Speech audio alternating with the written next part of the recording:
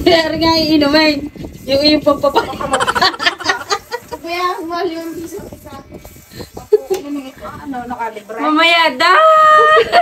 May ginagawa daw siya. Hindi alam eh, yun ang kukuhan eh. Gustong pumayat, ayaw maglabas ng pera. Ang galing ito. Magkano ka lang yan?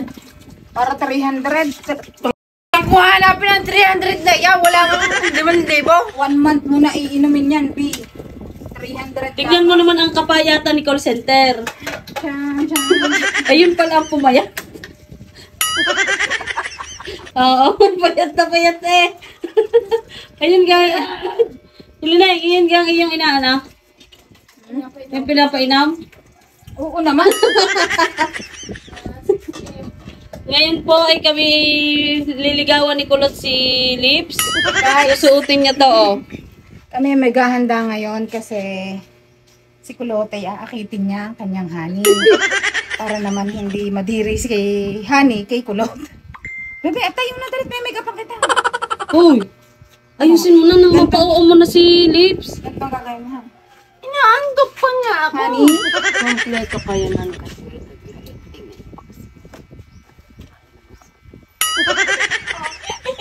Maya na kasi yan. Tingnan mo kasi ang Nagsisipag-sipagan para mapure. O anak, ikaw magkakaasawa at sukat. Di ka pa marunong magbihis ng damit mo. Suti. Itong batang ito. Ayoko nga, ina.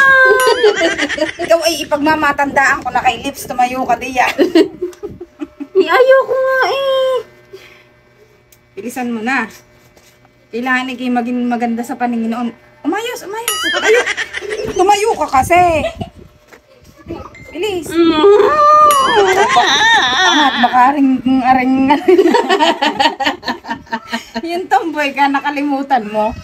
Umangat ang damit. Baligtad man! Ay, baling harap pa guys. Kailangan ikay maganda sa ating ipagkakasundong mapapangasawa dahil ipagmamatanda ka. Mamatandaan ka na. Ano ka naman? Ayoko nga, ina. Hindi ganyan ang pagharap kay Lips ha. Pakiyot. Tumayo ka. Magpakita. Yan, tumayo ka kasi. Mali pala.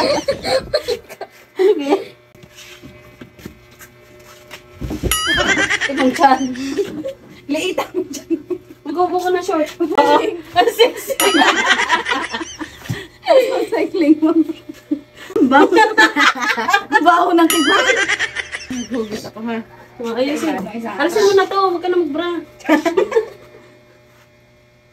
Yan. Nasaan ang heels? Eden, kunin mo ang heels sa amin.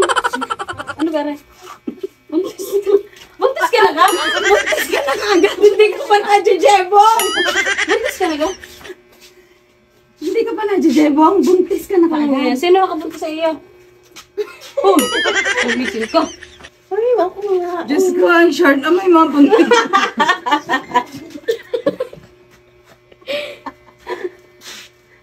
Ba't laki ng tiyan mo? Magpa-sexy ka naman. Buntis na nga ako ah. Uy, may good ka dyan.